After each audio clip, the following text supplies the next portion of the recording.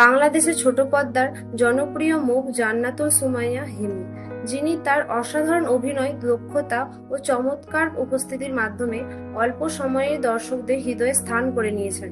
1993 সালের 4 ডিসেম্বর ঢাকায় জন্মগ্রহণ করেন হিমি। তার পারিবারিক শিকড় খুলনায় হলেও শৈশব ও কৈশোর কেটেছে রাজধানী ঢাকায়। বীরশ্রেষ্ঠ নূর মোহাম্মদ পাবলিক কলেজ থেকে শিক্ষা জীবন শুরু করে তিনি পড়াশোনা করেন ওয়ার্ল্ড ইউনিভার্সিটি অব বাংলাদেশ।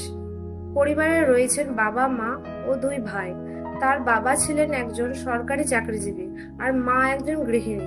ছোটবেলা থেকেই মেধাবী ও শান্ত স্বভাবের হিমি মিডিয়ার প্রতি আকৃষ্ট হন কৈশোরে। 2015 সালে বিজ্ঞাপনের মাধ্যমে মিডিয়ায় যাত্রা শুরু করেন তিনি। এরপর টেলিভিশন নাটকে অভিনয় করে দর্শকদের মন জয় করেন।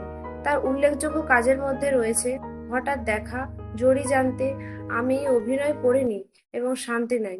অভিনেতা নিলয় আলগোমেদের সঙ্গে তার জুটি দর্শকপ্রিয়তা পেয়েছে।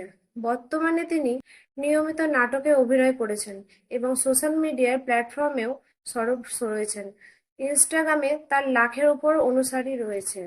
হিমির ক্যারিয়ার এবং ব্যক্তিগত জীবন নিয়ে অনুগামীদের আগ্রহ সবসময় তুঙ্গে।